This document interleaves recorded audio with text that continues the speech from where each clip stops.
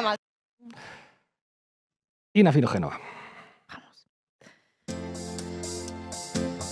¿Para qué me invitan?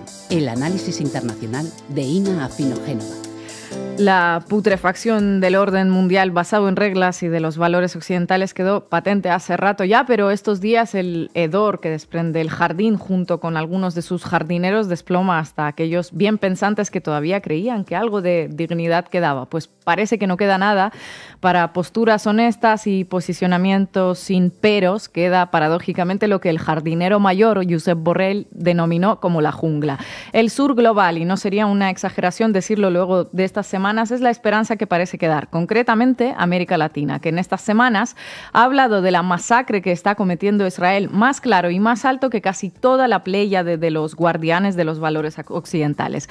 Algunos no se limitaron al repudio, sino que fueron más allá. Bolivia rompió anteayer las relaciones diplomáticas con Israel. Escuchemos a la ministra de la Presidencia, María Nela Prada, explicar la decisión del gobierno de Luis Arce.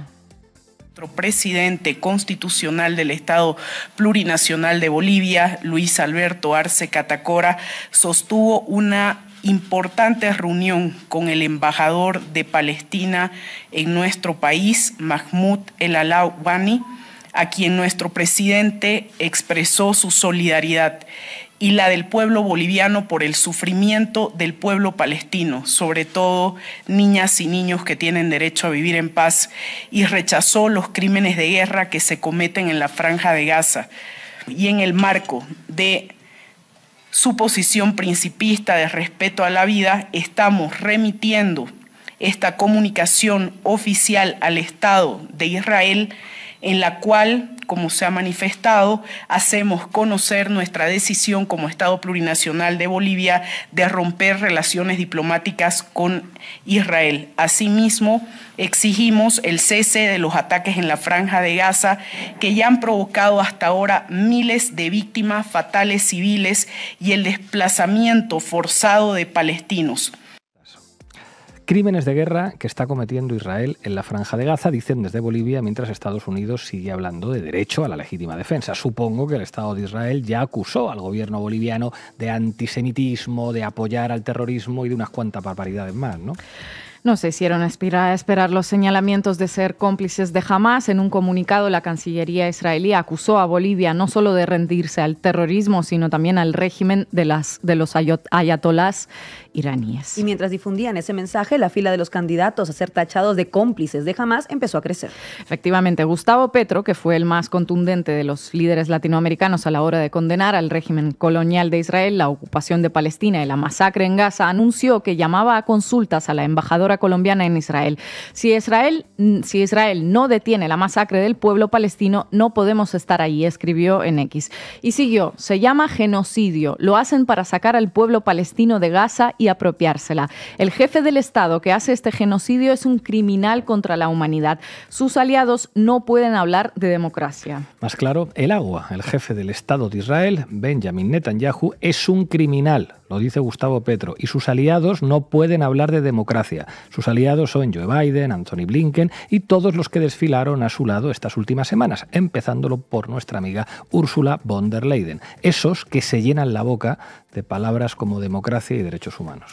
Colombia no fue el único país en llamar a consultas a su embajadora. Paralelamente a Colombia lo hizo Chile. Gabriel Boric escribió en su cuenta de X que las operaciones militares comprenden un castigo colectivo a la población civil palestina en Gaza, que no respeta normas del derecho internacional y que son inaceptables. Por supuesto, la Cancillería israelí sacó otro comunicado condenando a Chile y a Colombia, diciendo que el Estado de Israel está librando una guerra que le fue impuesta, una guerra contra una organización terrorista que utiliza a los ciudadanos de la Franja de Gaza como escudos humanos. 9.000 escudos humanos a estas alturas ya. Un cementerio de niños, según lo denominó la UNICEF. Escudos humanos en campos de refugiados, hospitales, edificios residenciales. Menos mal que quedan estados como Bolivia, Chile o Colombia que se niegan a tragar esta patraña que justifica un genocidio.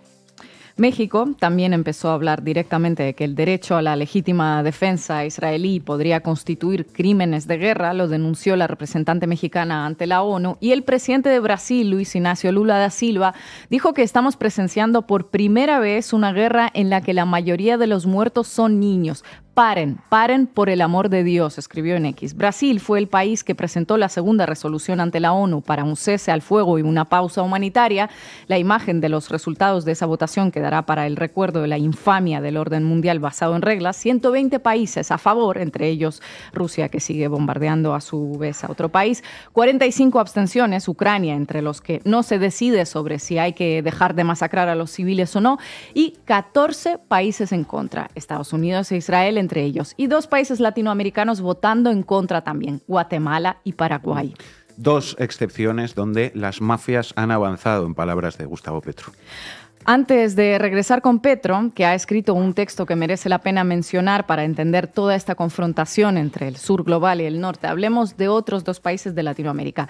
Venezuela, que no ha roto las relaciones diplomáticas con Israel ahora porque las tiene rotas desde 2009, hace 14 años Hugo Chávez expulsó al embajador de Israel y rompió todos los vínculos con ese Estado ante la gravedad de las atrocidades contra el pueblo palestino.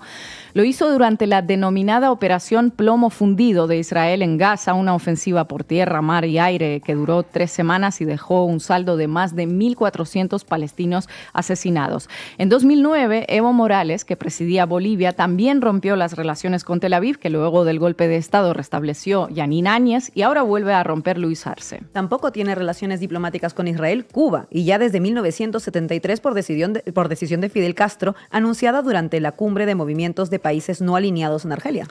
Eso es. Y les prometí regresar a Gustavo Petro antes de finalizar esta sección y aquí voy. Gustavo Petro ha escrito un texto que me parece muy importante para entender lo que está pasando frente a nuestros ojos y el mundo al que nos estamos dirigiendo. ¿Por quién doblan las campanas? Las campanas doblan por ti. ¿Por qué alude a Hemingway, el presidente colombiano? Porque dice que lo que el poder militar bárbaro del norte desencadenó sobre el pueblo palestino es la antesala de lo que desencadenará sobre todos los pueblos del sur cuando la humanidad se quede sin agua por la crisis climática.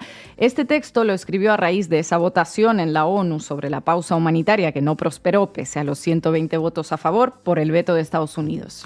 Dice Petro, hoy votaron 120 naciones de la Tierra y Colombia entre ellas por la paz. Hoy votaron con nosotros algunas naciones poderosas del norte. Votó España y Francia y Bélgica y Noruega y Suiza. Y votó casi toda Latinoamérica unida, excepto donde las mafias han avanzado. Un voto mayoritario, el de África y de Asia. El mundo comienza a unirse, sabedor de que las campanas que doblan esta noche en Palestina no doblan por ellos, doblan por nosotros, doblan por ti. Las campanas doblan por todos nosotros. Lo que está pasando frente a nuestros ojos hace tiempo que dejó de ser una historia sobre musulmanes y judíos. Es una historia sobre la injusticia y la justicia. ¿Qué es más importante, la verdad o la fuerza? ¿Qué importa más, los derechos humanos o el tamaño y la cantidad de fusiles? El silencio cómplice, cuando no directamente las palmaditas en la espalda de ciertos países con Israel, nos está demostrando que en este mundo la razón la tiene el más fuerte, siempre y cuando sea nuestro aliado. Estados Unidos tiene razón en Irak, Israel en Gaza, la OTAN en Libia y todos aquellos que someten a los pueblos del sur global, pues en el sur global. Porque son más fuertes, porque pueden tomar lo que quieran sin preocuparse demasiado por el derecho internacional y mucho menos por el que dirán. Y lo peor de todo esto es que esta dinámica ha abierto una puerta a un tipo de políticas que sirven para justificar cada guerra que se quiera empezar con el país de al lado, como ha ocurrido en otras partes del mundo, que ya sabemos perfectamente cuáles son, y no me refiero solo a Rusia y Ucrania, que también, por supuesto. Este mundo basado en reglas se basa en unas reglas que llevan años justificando las guerras siempre que las inicien o las lleven a cabo Estados Unidos o sus aliados. Es una vergüenza para la diplomacia y también una vergüenza para todo ese periodismo y para todos esos periodistas que les siguen el juego. Un día culparán a Hamás, otro día al ISIS y otro a los talibanes. El resultado siempre será el mismo. Miles o cientos de miles de civiles muertos por no se sabe muy bien qué intereses ocultos que nunca son aquellos que ponen como excusa para iniciar las masacres. Madres y padres, hijos e hijos que un día vivían sus vidas más o menos tranquilamente y que al día siguiente dejan de existir por las decisiones tomadas en un despacho, en ocasiones muy lejos de ahí. El pretexto ya lo buscarán y la responsabilidad siempre será de otros, pero las bombas las tienen sus ejércitos. Esa firma no la puede negar nadie. Gracias, Ina.